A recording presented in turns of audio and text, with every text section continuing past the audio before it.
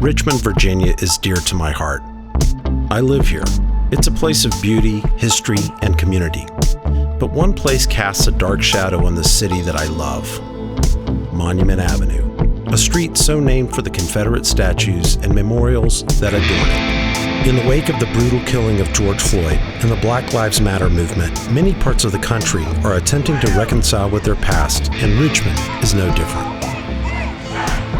For many African Americans, these symbols are a constant reminder of the oppression, pain, and suffering that was inflicted on their ancestors, and the racism they still experience every day. For certain white Americans, it's a symbol of pride and heritage in their family history. And for many, it's just another city landmark. The willingness to ignore, sweep under the rug, or glorify its troubled history is waning.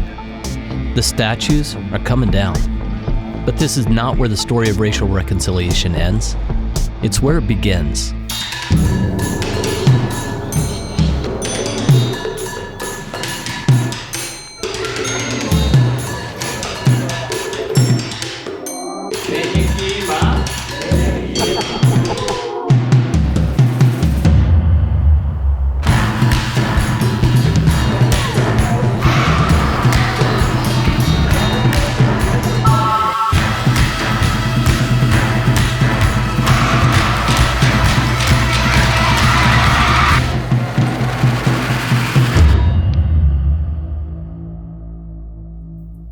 Leave them up, put them in a museum, take them down, tear them down?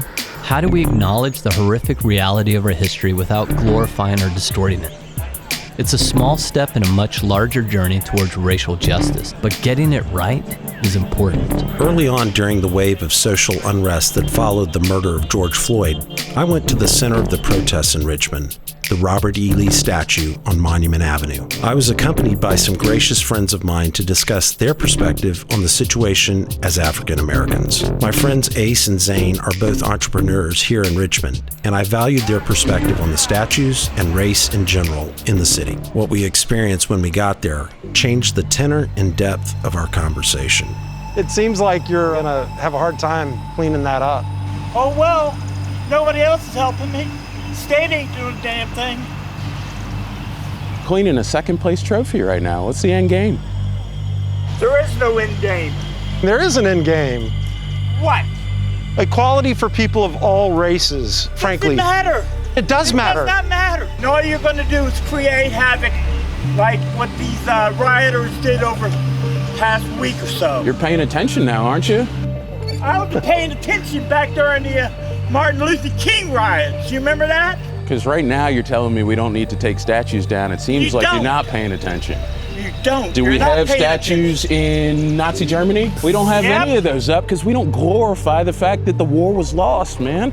Those are treasonous individuals on American soil. You're not a Virginian, I'll tell you. You're not proud of your state.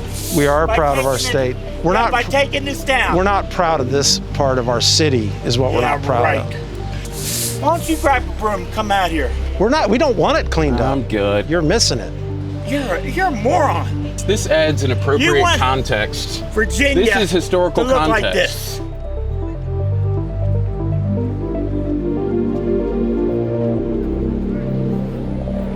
This man's position is indicative of the broader controversy surrounding the statue. This confrontation gave way to a conversation about the current moment, though not with him. We've protested, we've marched, we've kneeled, we've had conversations, we've, broken bread with police officers. At what point do you just start burning? Yeah. And at what point does that wake people up? It seems like it has, finally. It's represented actually in all the graffiti, the decades and decades of frustration and hurt. Yeah, I'd rather not have a collection of second place trophies through the middle of our city. Yeah. Where else do you see that happen in the world? A lot of people are saying the foundation's cracked of our country, and I would argue that it is firmly intact. Our foundation was never designed for people who look like us to win, to be successful. What I don't want to do is be placated by the fact that we're taking a monument down, or we've announced that we're taking a monument down. As soon as I see that monument down, I'll believe that we took the monument down. Yeah. It's progress, and we can celebrate that. I think we run into this in the startup world a lot, right? Yeah, You hit a major milestone, this momentous occasion, then there's more work to be done. The Black Lives Matter movement should establish for us the bottom, the baseline for what we're willing to accept as a society, and we should build from there. It should not just be that justice is just enough. We should all be helping each other to reach our full potential as a country, and that's good for everyone. Innovation comes from disruption. We have disruption. People from all across the spectrum have come together to say, this is not the system that we want. We're not doing anything different than we might have done 100 years ago. Let's take the next 100 years to do some things that are really different and actually innovate in the space of equity. Statistically, African Americans are more likely to catch and die from COVID, and then to have the George Floyd killing. But it seems like there's a bit of an assault right now. With respect to COVID, I hope our memories are long, that minority communities are disproportionately affected, that the low-wage income jobs are the ones that actually keep our country turning. Yes. I hope that we remember that Breonna Taylor and George Floyd and Ahmaud Arbery and died at the hands of the cops, and the cops tear gassed and beat the living hell out of people for being upset about it. I hope our memories are long, that all of those things have happened and led to this, and that as soon as a monument comes down, it's like, okay, you got what you wanted. I think that's a representation that we're getting somewhere, but we want to be seen as humans, and that's not unreasonable to ask for. That's the real work that we've got to focus on. If it's just this, we have missed the mark. Protest takes many forms, and only a few blocks from Monument Avenue and sitting on the doorstep of the Virginia Museum of Fine Arts is one of the most striking responses to oppression I've ever seen, Kehinde Wiley's Rumors of War. We spoke with Valerie Castle-Oliver, the curator of modern and contemporary art at the much-loved museum. For so long, Monument Avenue has really been a gravitational pull for the city. Right. And to have a sculpture that in many ways is in conversation or dialogue with Monument Avenue is appropriate for our times, but it's also appropriate for the museum to begin shifting that dialogue and that gravitational pull. Well, it's not without controversy. No.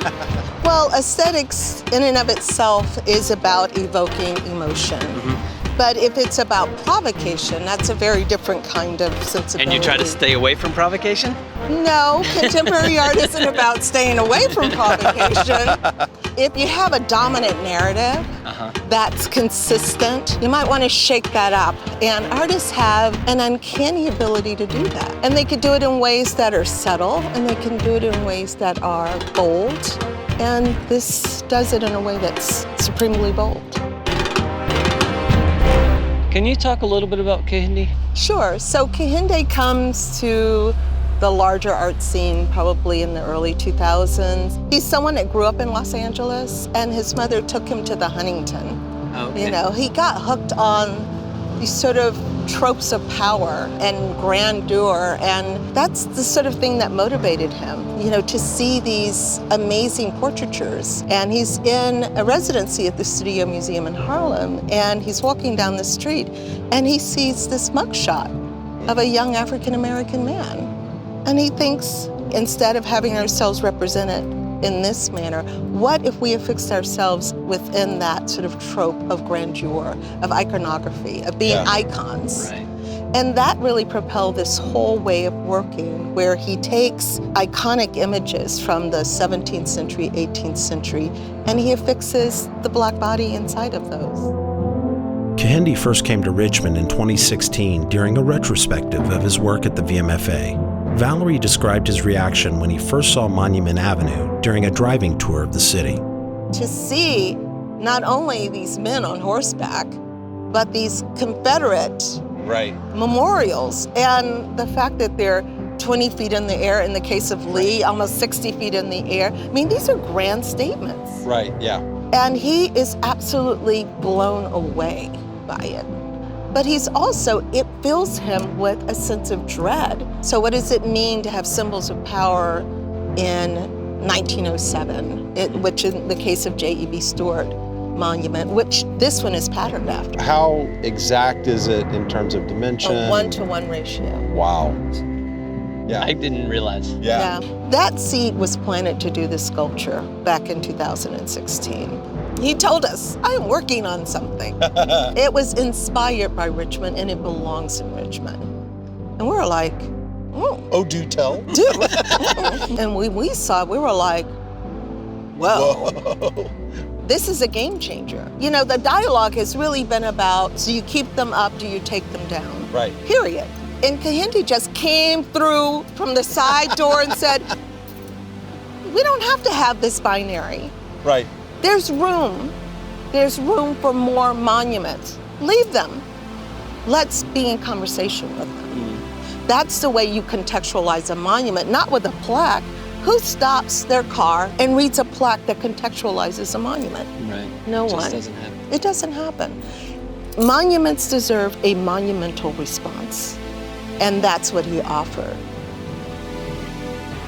We sat down with Valerie at the Museum Cafe to dig deeper into the power of Kahindi's work. Part of the allure of it, I think, for many, is that they see themselves reflected in that monument. And those people who feel that they're reflected in the monument are people who have been oppressed. The character itself, is it based on anybody? Kahindi talks about really who gets memorialized. Yeah. You know, it is the everyday person that one never sees memorialized. I mean, now we see these makeshift memorials when people are murdered at the hands of, in this case, of police. It's a poignant piece. Yes. Based on what's going on now. Do you guys feel like you have a responsibility to help the rest of the community understand this point in time or what we could be? This museum is the people's museum. Yeah. And our role is to really be reflective of the community. History is constantly unfolding. Right. And artists speak to that. Artists are not the sort of romanticized notion of being, you know, hermetically sealed, working and endeavoring in a vacuum. Artists are citizens of this country. They are always in conversation. It's my job to bring those conversations to the museum. We live in this society where we're in a state of constant amnesia. There's always the new, the next thing, the next thing. People don't even know their histories. To make plain what your history is and to always have new narratives to emerge allows that history just to be what it is, history. When you look at the Robert E. Lee Monument now, I see it as beautiful. Actually, Gorgeous. Hashtag fixed. They fixed it, Yes. you know? there's so many different beautiful pieces that people have come and painted. It's the people's monument. You know, that mark making. Yeah. Everyone has had a mark. A lot of the tags and the graffiti started very angry, and I completely understand it. It did kind of evolve over time. But it's now because it's a memorial too. I was just thinking, as you walk around, you're learning about all of the people who we failed as a society. So when you walk around and you're reading about Tamir Rice, and you're reading about Sandra Bland, and you're reading about Michael Brown, you are creating a place of peace for them. Yeah. So maybe that's why that mark making became less angry Right. and more about love and more about memories and a persistence, a resistance, you know, a resistance to being erased and forgotten. That's why there's the hashtag say their names. When you say someone's name, you keep them alive. And Monument Avenue looks so powerful to me now. It is something about the vacancy of those pedestals. There's something really powerful about that. And oftentimes, I feel like in today's society, it's whose side are you on? Everything's binary, right? Which party it is, you know, where do you identify? Art helps you to contextualize a complex world. Well, you realize that nothing is monolithic, right? There's no monolithic response. But we're all united. I mean, we're all part of the human family. So it really behooves us to really get it right for everybody. Yeah. And that's why I think these protests are so powerful. So if we're not out on the street saying this is wrong, we're evoking John Lewis. Oh my God, I love that man. And when you see something wrong, you have to say something. So it's just a whole way that we think in this country needs to be challenged. And I think that's what's happening. And hopefully we go through all the messiness to come out on the other side a lot better. We left the VMFA blown away by Valerie's insights and perspectives on art, history, and basically everything. The white experience in Richmond has been the dominant narrative from the beginning, and minority voices and histories have suffered. Dontrese, Dean, and David are trying to change that. They are the creators of Hidden in Plain Sight, an educational initiative using technology, specifically augmented reality, to resurrect the past. They're creating interactive experiences at locations around the city that are historically and culturally significant to the Black experience in Richmond. Dontrese Brown is not new to cultural change. He helped spearhead the petition that transformed the boulevard in Richmond into Arthur Ashe Boulevard, named for the famous African-American tennis player who called Richmond home. We spoke with him at the Hippodrome, one of the many sites they hope to preserve. Yeah, this is big time for us from a Black American culture. This is the center of everything for us here in Richmond. Well, what was it? It was originally a theater. A lot of entertainers came here. It was a stop on the Chitlin Circuit. Like famous Black acts? Yeah. Give me some Don names. Coltrane, B.B. King, Louis Armstrong, Miles Davis. This was the happening spot. Big time stuff. Yeah. And this area, Jackson Ward, was considered the Harlem of the South. So the Jackson Ward neighborhood back in the day was... It was hopping. It was an affluent area. It was a safe area for Black Americans. It was entertainment. It was food. It was culture. And just the energy within this area is phenomenal. While we spoke, David and Dean prepped the gear that they would need for a preliminary 360 video capture of the space. So how does it make a difference in the world? Richmonders walk by these things all the time and not knowing the context and the history behind them. We feel that it's imperative to continue to tell the true narrative of the Black experience here in Richmond and how it has actually built our country. How many locations? What's the project? So right now we're looking at 10 to 12 locations initially, and then we're going to expand that. So you'll see, Hidden in Plain Sight Richmond. Then there could be a Hidden in Plain Sight Jamestown. But what we want to do is scale it here first as much as we can and then expand it. Roll it out. So who's Dontrese? What do your kids think of you? Are you a community activist? Or are you just a guy with crazy ideas? Well, I'll tell you that last one is probably right. My son is 12 and my daughter is 14. And after the George Floyd incident happened, we're watching all the news things and trying to cover and trying to educate them on what's going on. And my son says, so why didn't he just get up off his neck? And then he asked me, had I been involved in things like this? I said, of course I have. And then he looks at me with these old big innocent eyes and says, but you did Arthur Ashe Avenue. What are you going to do now? It really motivated me when I'm sitting across from Dean and Dean says, how can I help you? Right. And then my thought was my son's voice saying, Dad, what are you going to do now? And so this is part of that, what are you going to do now?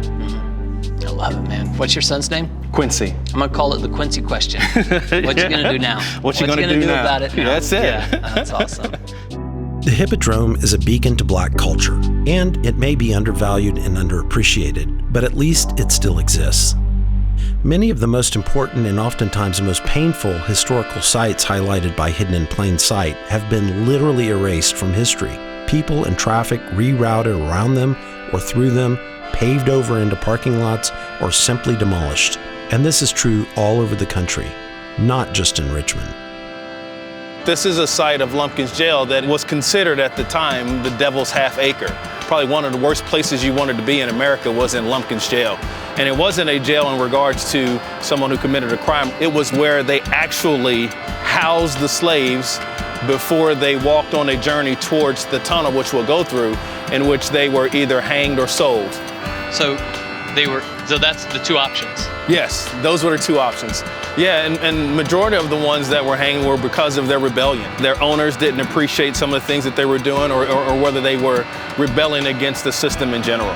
There's really no major marker here. No, There's really no historical, hey, come check this out. It's a parking lot. It just continually kept weighing on me. The fact that our major struggles and our major fight is being erased, literally being erased. I am embarrassed to tell you, but in the quarter century I've lived in Richmond, I've never actually been right here. Yeah. People don't talk about it. Right. Of course, the history behind it is an ugly history, but we want to talk about that ugly history. We want folks to understand the true pain and suffering that happened here. but we also want to talk about how it's propelling us to do wonderful things, right? Yeah. And so part of the hidden in plain sight is not only to bring attention to the painful reality of what was, but it's also to open the window to the exciting things of what will be. Well, and I love that you're using technology to actually bring it alive and not let history be erased. Dontrese took us further into the sites, through a tunnel, under an overpass, and surrounded by highways. It's almost as though it was purposely tucked away. So just imagine spending the night, a day, or hours in there with other slaves, coming out shackled and chained in a place which at the time was considered a marketplace. But the things that you're buying are people, are human, are slaves. God. It's sacred ground. You know, I walk very delicately when I walk these grounds, because I just feel that I need to provide so much respect for those that are, maybe some remains are still buried here. Maybe, you know, the echoes of my ancestors are still in this field. It's a piece of history that should be elevated and talked about more, so that when folks are walking or driving by, they understand the significance of this area. I mean, think about it, probably a day like today, pretty, you know, and it's market day. Absolutely, yeah. I don't know how old these trees are, right? I don't know how old these bricks are, these stones. But I know they were here when a lot of these things happened. The voices that they've captured, the experiences and the screams and the pain that they've seen over the years. These are basically the blocks. These are the auction blocks, yeah. It's painful, you know, but that's part of what inspires me. That's part of what inspired Dean and David to be a part of this. You know, this drives us.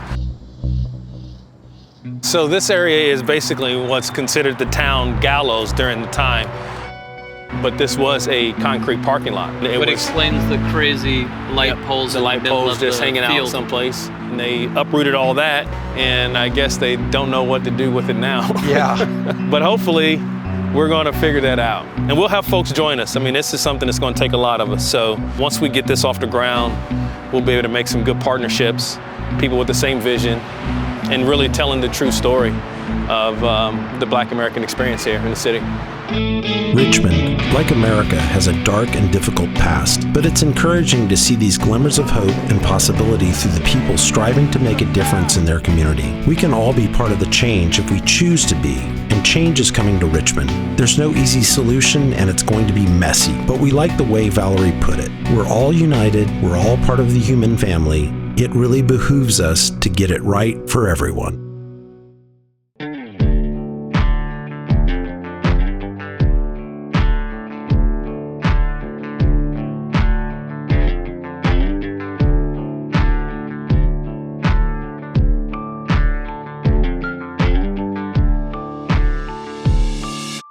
Take that.